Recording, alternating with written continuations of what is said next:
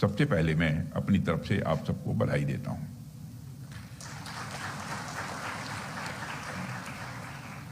साथियों, इसके पहले भी आपके विभिन्न कार्यक्रमों में मैं बराबर आता रहा हूं और अपने आइडियाज़ भी आपके साथ शेयर करता रहा हूं।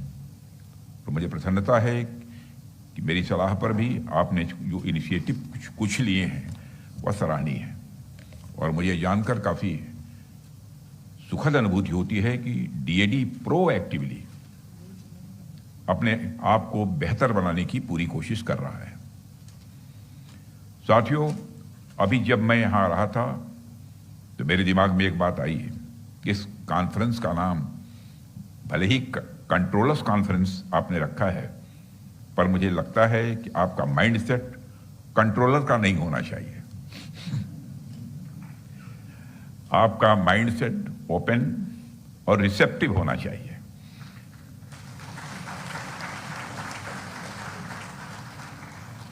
जिससे डिफेंस इकोसिस्टम में हो रहे चेंजेस को आप सभी स्टेक होल्डर्स के साथ ठीक तरीके से डिस्कस कर सकें और शेयर कर सकें।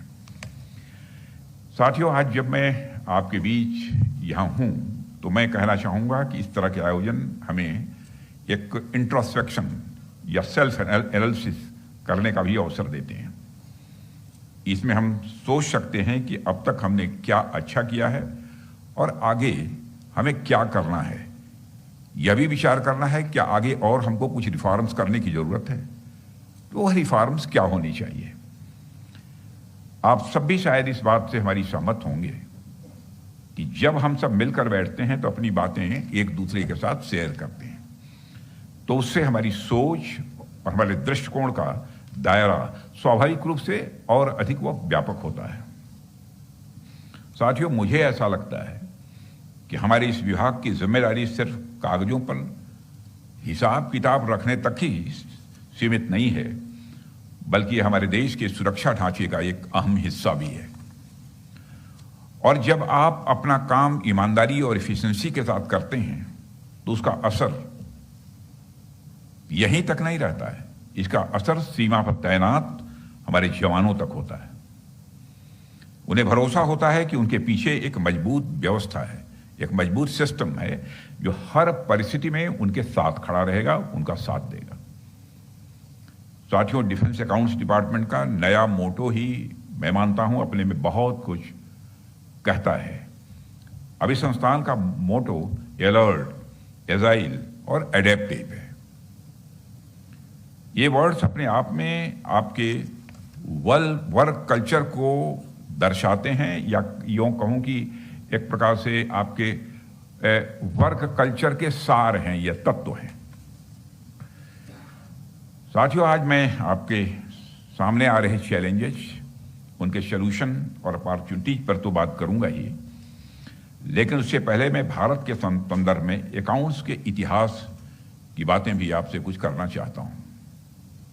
आप सब अकाउंट डिपार्टमेंट से जुड़े हुए हैं, जाहिर सी बात है आपका अधिकांश काम स्प्रेडशीट्स या एक्सेल पर होता रहेगा, होगा, मैं ऐसा मानता हूं। अब तो कई सारी और नई टेक्नोलॉजी भी आ गई हैं, मुझे बताने की आवश्यकता नहीं है, आप सब जानते ही हैं, जो कहीं ना कहीं आपके काम को आसान बनाती ही होंगी। लेकिन मैं आपकी यादों को थोड़ा सा पीछे ले जाना चाहता हूं। वैसे आपकी यादों को मुझे पीछे ले नहीं जाना चाहिए, लेकिन यह गुस्ताखी मैं पीछे ले जाने की कर रहा हूं। हमारे यहाँ अकाउंट्स को आमतौर पर बही खाता कहा जाता है, बोलचाल की भाषा में बही खाता कहते हैं। और आप में से जिन लोगों के परिवार में किसी ने कभी बिजनेस वगैरह किया होगा तो वह और अच्छी तरीके से इसे जानते होंगे। अगर किसी का बिजनेस से लेना देना नहीं रहा होगा, तब भी हम सब ने देखा है कि व्यापारियों के पास धागे से बंधी एक लाल रंग की डायरी होती थी और उसमें सारा हिसाब किताब लिखा रहता था, और कितने रुपये का माल आया, कितने रुपये का माल बेचा गया, किसने कितना बाकी लगाया और किसको कितना देना है, यह सारी चीजें उस लाल रंग की डायरी में लिखी रहती थी। और आपने देखा होगा कि प्रायः पिक्चर वगैरह जो देखते होंगे तो उसमें कभी इस प्रकार की डायरी रखने वाले की जो फोटोग्राफ आती है, वह बिल्कुल नीचे देखता हुआ और चश्मे से आंख ऊपर की तरफ।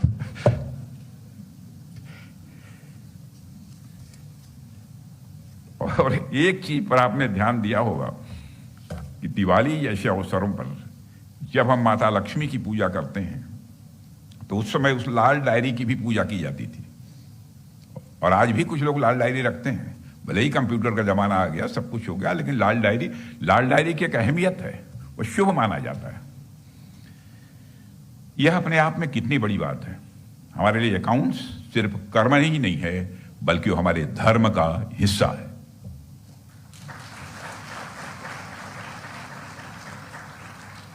इसलिए मैं आप सबसे यह बात कहना चाहूंगा, आप जब अकाउंट्स डिपार्टमेंट के लिए काम कर रहे हैं तो इसे सिर्फ एक काम की तरह मत देखिए, बल्कि एक विरासत के रूप में इसे देखिए।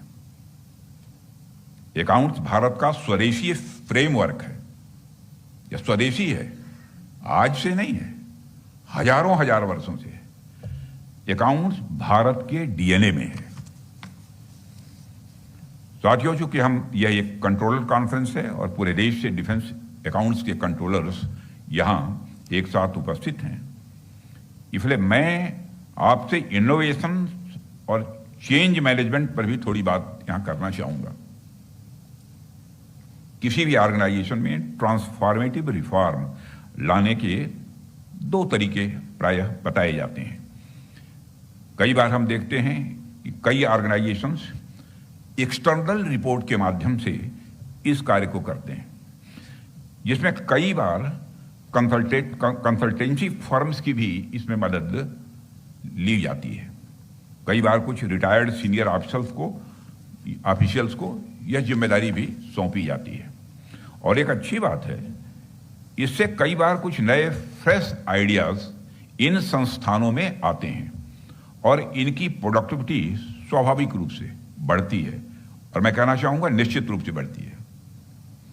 लेकिन इसके अलावा चेंज मैनेजमेंट का दूसरा तरीका यह हो सकता है कि वह संस्था अपने परफॉर्मेंस के बारे में, अपने डिलीवरी सिस्टम के बारे में और अपने ऑर्गेनाइजेशन के फाइनल गोल्स को अचीव करने के बारे में खुद से इंट्रोस्पेक्शन करे। एक ऐसे इंटरनल इवैल्यूएशन का कल्चर बनाएं जिसमें लोग खुद ही अपनी कमियों को पहचानें, खुद ही अपने सिस्टम की इनएफिशिएंसीज पर ध्यान दें और उन्हें ओवरकम करने हेतु क्या किया जा सकता है इस संबंध में विचार करें। साथियों, मेरा मानना है कि इंटरनल रिफॉर्म्स ज्यादा ऑर्गेनिक होते हैं तथा इन्हें एडॉप्ट किए जाने में ज्यादा अवरोध भी पैदा नहीं होता है। ऐसा इसलिए है कि ये आइडियाज खुद आपकी संस्था के अंदर से आ रहे हैं और इस प्रकार से इंट्रोस्पेक्शन के द्वारा किए गए इंप्रूवमेंट्स पूरी ऑर्गेनाइजेशंस को न सिर्फ डायनेमिक, इफेक्टिव, इनोवेटिव और प्रोफेशनल बनाती हैं, बल्कि पूरी ऑर्गेनाइजेशन को एक लिविंग ऑर्गेनाइजेशंस के रूप में ट्रांसफॉर्म कर लेती हैं। साथियों, आज डिफेंस सेक्टर में जो ट्रांसफॉर्मेटिव चेंजेज हो रहे हैं, थोड़े समय पहले तक ऐसा नहीं था। आज के नए चेंजेज बड़े डायनेमिक और अनसर्टेन भी हैं। वैसे तो पीस टाइम का एक भ्रम के सिवा और कुछ नहीं है, लेकिन फिर भी पीस टाइम की अगर बात की जाए तो कई बार मैं सोचता हूं कि पीस टाइम में तो हम सब डिफेंस सेक्टर को मजबूत करने की ही बात करते हैं, पॉलिसीज बनाते हैं, इम्प्लीमेंट करते हैं, प्रोक्योरमेंट करते हैं, ट्रेनिंग करते हैं और अन्य कई प्रकार की एक्टिविटीज भी हम करते रहते हैं। परंतु अचानक से कुछ ऐसी सिचुएशन बनती है जो हमारे पीस टाइम की थिंकिंग को झकझोर देती है। कहीं ना कहीं हमें कुछ और करने की आवश्यकता अचानक दिखाई पड़ने लगती है। इसे मैं आपको एक उदाहरण के साथ बतलाना चाहूंगा। मान लीजिए कि हम एक विशेष प्रकार की इक्विपमेंट या एमिनेशन की एनुअल प्रोडक्शन किसी एक खास संख्या तक कर रहे हैं, खास नंबर की हमको इतना करना है और उतना कर पाते हैं। जिसे हम इस्टेब्लिश प्रोडक्शन कैपेसिटी के नाम से जानते हैं। अब अचानक कोई ऐसी परिस्थिति आ जाए कि हमें इस इक्विपमेंट या एम्यूनिशन की ज्यादा आवश्यकता पड़ जाए, तो उसकी उपलब्धता कैसे होगी? उसके लिए हमारे पास क्या प्लान होना चाहिए? ऐसी स्थिति में हमें क्या तैयारी रखनी चाहिए? इसके बारे में भी हमें पीस टाइम में ही विचार करना पड़ेगा। साथियों, फाइनेंशियल मैनेजमेंट के क्षेत्र में भी यह बात लागू होती है। नॉर्मल या रूटीन वर्क पीस टाइम की एक एक्टिविटी है, परंतु किसी अचानक आई सिचुएशन की वजह से अगर मैनेजमेंट या डिसीजंस मेकिंग में आवश्यक बदलाव लाना पड़े, तो उसके लिए हमारे पास क्या इनोवेटिव टेक्निक्स होंगे, इस पर भी हम सबको विचार करने की लगातार आवश्यकता है। साथियों, इसके पहले जब मैं आपके बीच आया था तो मैंने कहा था कि फाइनेंशियल मैनेजमेंट को आगे बढ़ाते हुए डिफेंस इकोनॉमिक्स के क्षेत्र में भी आप आगे कदम बढ़ाएं। और उसके पीछे कारण यही था कि आज भारत सहित पूरा विश्व रीअर्मामेंट के नए दौर से गुजर रहा है, और अब इस क्षेत्र में काफी कैपिटल इंटेंसिव इन्वेस्टमेंट भी किए जा रहे हैं। कुछ समय पहले तक तो डिफेंस सेक्टर में किए गए इन्वेस्टमेंट को ओवरऑल इकोनॉमी का हिस्सा तक भी नहीं माना जाता था। इसे मात्र नेसेसरी एक्सपेंडिचर के तौर पर देखा जाता था, और सिक्योरिटी पर हुए इन्वेस्टमेंट का कोई इकोनॉमिक असेसमेंट भी नहीं होता था। लेकिन आज के दौर में जब रीअर्मामेंट और इससे रिलेटेड इन्वेस्टमेंट में तेजी से वृद्धि हो रही है, तब हमें डिफेंस इकोनॉमिक्स पर विशेष ध्यान देने की जरूरत है। आज यूएसए और यूरोपियन नेशन सहित लगभग सभी बड़े देश अपने डिफेंस एक्सपेंडिचर को यह तेजी से बढ़ा रहे हैं। ऐसे में डिफेंस इकोनॉमिक्स की इंपॉर्टेंस स्वाभाविक रूप से और बढ़ जाती है। अब डिफेंस सेक्टर मात्र नेसेसरी एक्सपेंडिचर नहीं रह गया है, बल्कि यह इकोनॉमिक इन्वेस्टमेंट की तरह देखा जा रहा है, जिसका इकोनॉमी पर मल्टीप्लायर इफेक्ट हो रहा है। साथियों, आज डिफेंस सेक्टर न सिर्फ खुद वृद्धि कर रहा है, बल्कि दूसरे सेक्टर्स की वृद्धि में भी अपना कंट्रीब्यूशन दे रहा है। आप सबको तो पता ही होगा, 2016 में हमारे प्रधानमंत्री जी की दूरदर्शिता के कारण सरकार ने गवर्नमेंट ई मार्केट प्लेस यानी जीएम की शुरुआत की थी, और आज यह ग्लोबल लेवल पर सबसे बड़ा एक सार्वजनिक ई प्रोक्योरमेंट प्लेटफॉर्म में से एक है। और यह देखकर मुझे खुशी होती है कि जीएम की इस विकास यात्रा में रक्षा मंत्रालय का बहुत बड़ा योगदान है। फाइनेंशियल ईयर 2024-25 तक रक्षा मंत्रालय ने लगभग 2 लाख करोड़ रुपए तक का प्रोक्योरमेंट इस पोर्टल से किया है। अपने में एक रिकॉर्ड है यह।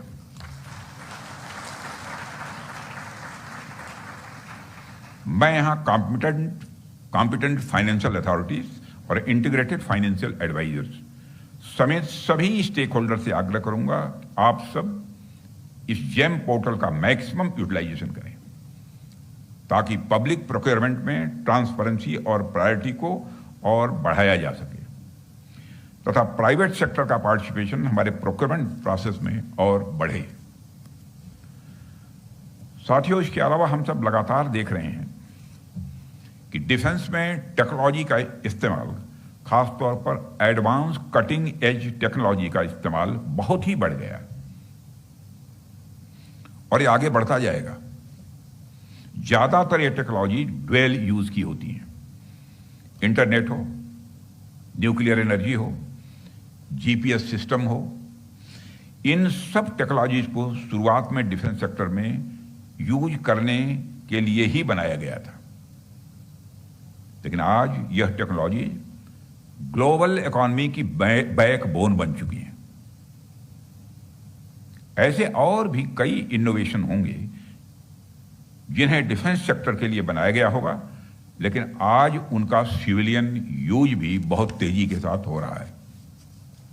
इस संदर्भ में मेरा आपसे आग्रह है कि आप किसी प्रोजेक्ट का इकोनॉमिक इंपैक्ट एसेस करते समय उसके सिविलियन यूज की फिजिबिलिटी और उससे होने वाले सोशल इंपैक्ट को भी एनालाइज करने का अपनी तरफ से प्रयास करें।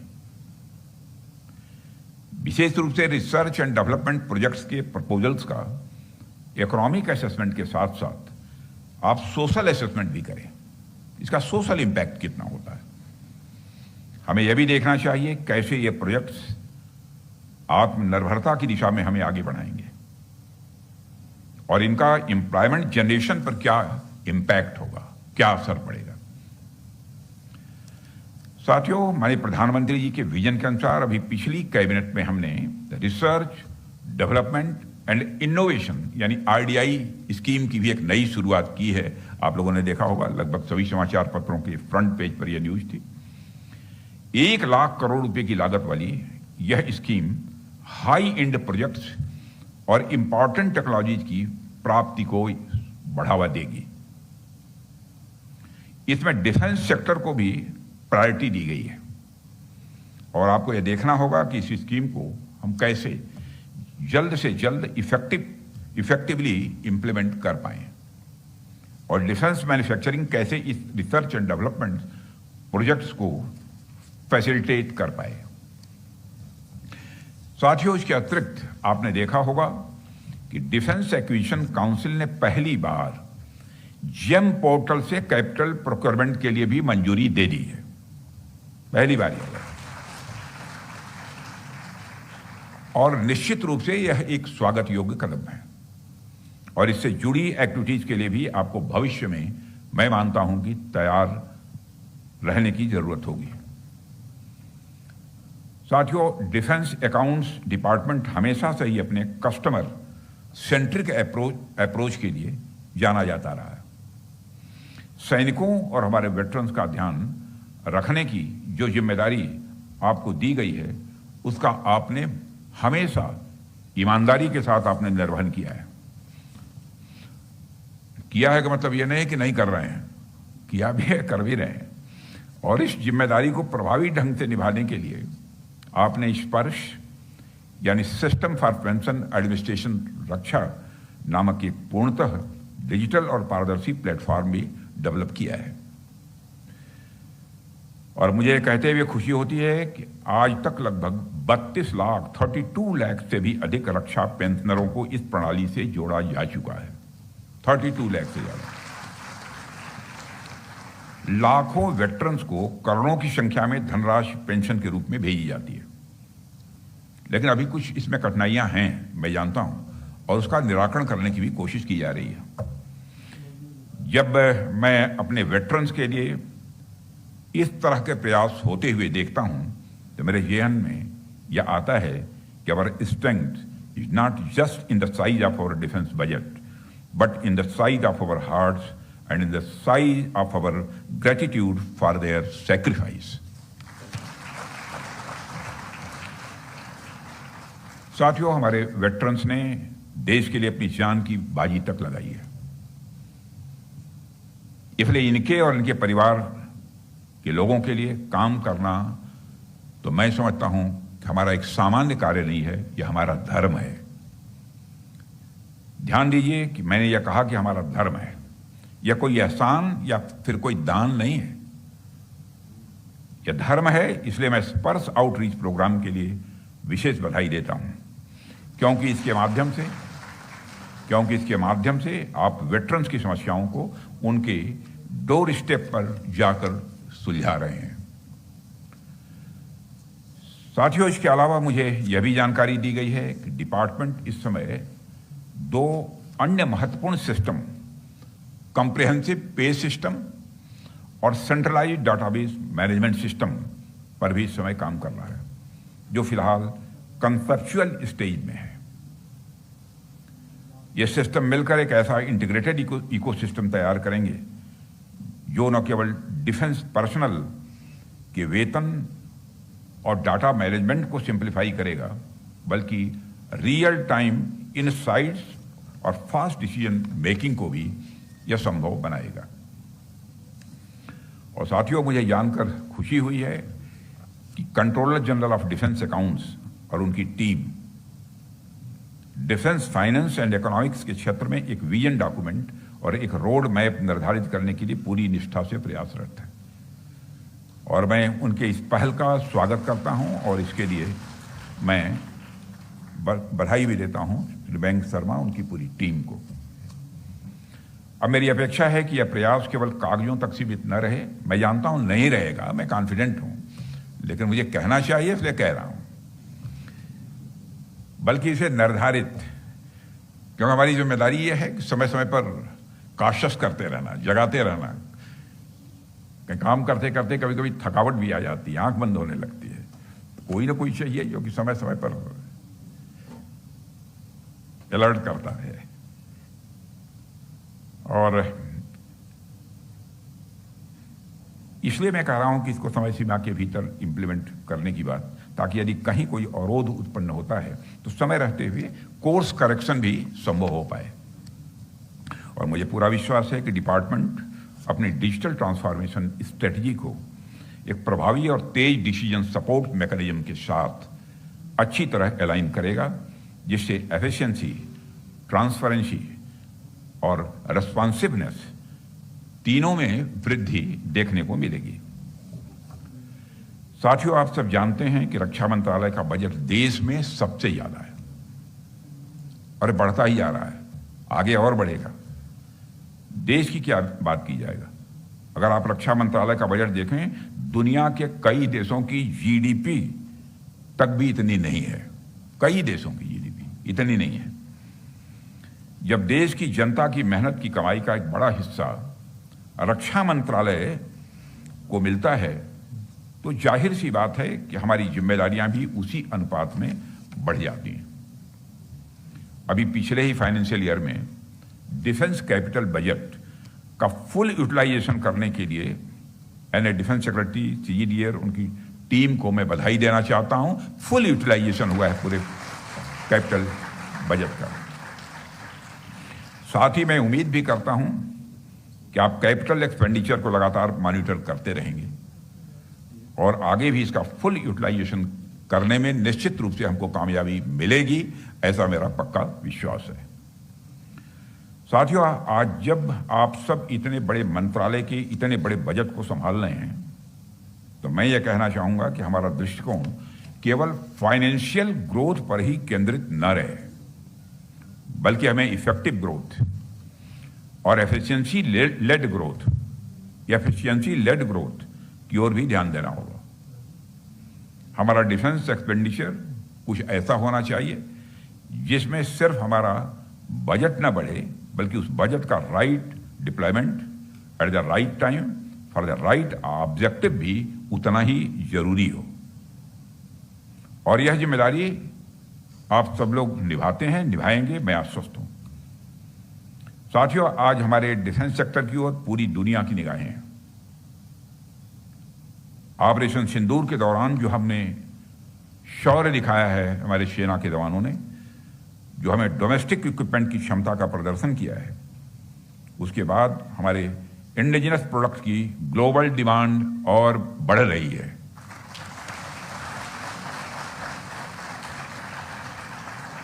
कुछ समय पहले मैं Stockholm International Peace Research Institute की एक रिपोर्ट पढ़ रहा था। उसमें उन्होंने ये बताया है कि वर्ल्ड मिलिट्री एक्सपेंडिचर 2024 में बढ़कर $2.7 ट्रिलियन से ज्यादा हो गया। 2.7 ट्रिलियन डॉलर से ज्यादा हो गया। सोचिए, इतना बड़ा मार्केट हम लोगों का इंतजार कर रहा है, इतना बड़ा मार्केट हम लोगों का इंतजार कर रहा है। और हमारी डिफेंस इंडस्ट्री के सामने अब अपार संभावनाएं। आपको डिफेंस एक्सपेंडिचर में होने वाले बदलाव के लिए खुद को तैयार करना होगा। और साथियों, प्रधानमंत्री जी की लीडरशिप में हम रक्षा क्षेत्र में तेजी से आत्मनिर्भरता की ओर बढ़ रहे हैं। अधिकांश हमारे इक्विपमेंट जो हम एक समय में विदेशों से इंपोर्ट करते थे, आप सबको जानकारी है, वह आज हम खुद अपने देश में ही बना रहे हैं। कोशिश हम लोगों की है कि जल्दी ही वो निर्णय हो जाए, जिससे ताकि हम बड़े इंजन भी भारत में ही बनाना प्रारंभ करें, भारतवासियों के हाथों से ही बनाना प्रारंभ करें। इसके अलावा हमने आइडेक्स, अदिति, एस्प्रिंट और डिस्क जैसे अनेक इनिशिएटिव शुरू किए, जो युवाओं को भी इनोवेटिव माइंड्स को डिफेंस सेक्टर से स्वाभाविक रूप से जोड़ रही हैं। और हमने एमएसएमईज के पार्टिसिपेशन को भी बढ़ाने का काम किया है और बढ़ रहा है लगातार। और आज हमें इस बात से संतुष्टि होती है कि हमने जो प्रयास किए अब वह कामयाब हो रहे हैं। साथियों, लेकिन हमें यहीं रुक नहीं जाना है। डिफेंस में प्राइवेट सेक्टर की बढ़ती भागीदारी को देखते हुए हमारी जिम्मेदारी अब कंट्रोलर की नहीं रह गई है, बल्कि अब हम एक फैसिलिटेटर भी बन गए हैं। हमें सोचना होगा कि कैसे हम स्टार्टअप्स, एमएसएमईज और प्राइवेट सेक्टर के प्रोजेक्ट्स का इफेक्टिव असेसमेंट और पेमेंट का भुगतान एक ट्रांसपेरेंट और टाइम बाउंड मैनर में कर सकें। हमारा पेमेंट मैकेनिज्म जितना ट्रांसपेरेंट, जितना टाइम बाउंड होगा, उतना ही प्राइवेट इंडस्ट्रीज की भागीदारी भी डिफेंस सेक्टर में बढ़ेगी। इसलिए मैं उम्मीद करता हूं कि आप बहुत जल्द से जल्द अपने पेमेंट मैकेनिज्म को पूरी तरह से फेसलेस ट्रांजैक्शन के रूप में लाने की कोशिश करेंगे। और साथियों, आप जिस विभाग में काम कर रहे हैं वो बहुत ही क्रूशियल है। आप जिस स्थान पर हैं वहां आपसे कोई छोटी सी गलती भी अगर हो जाती है तो उसे गलती से सोल्जर्स को जरूरी रिसोर्सेज समय पर नहीं मिल पाएंगे। हमारी लापरवाही से बजट एलोकेशन में भी गड़बड़ी हो सकती है और उसका सीधा असर ऑपरेशनल रेडीनेस पर भी पड़ता है। इसके अलावा कैपेसिटी बिल्डिंग, डिफेंस प्रोक्योरमेंट और इंडस्ट्रीज के साथ पार्टनरशिप के ऊपर भी आप सेशंस कर रहे हैं। मैं इस सेशन के लिए विशेष रूप से आप सबको शुभकामनाएं देता हूं। साथियों, इस अवसर पर आप सभी से यही अपील करता हूं, आइए हम सब मिलकर यह संकल्प लें कि हम अपने मोटो की सार्थकता को बरकरार रखेंगे। हम अलर्ट, एजाइल और एडेप्टिव रहेंगे ताकि हमारा काम हमेशा रिलेवेंट रहे और देश का उससे लाभ हो। इसी आशा और विश्वास के साथ इस डिफेंस अकाउंट्स डिपार्टमेंट की लीगेसी को ऐसे ही बनाए रखेंगे हम सभी। मैं आप सभी को भविष्य की योजनाओं के लिए ढेर सारी शुभकामनाएं देता हूं और मैं पुनः आप सबको अपनी तरफ से शुभकामनाओं के साथ साथ मैं अग्रिम बधाई भी इसी समय मैं आप सबको देते हुए अपना निवेदन समाप्त करता हूं।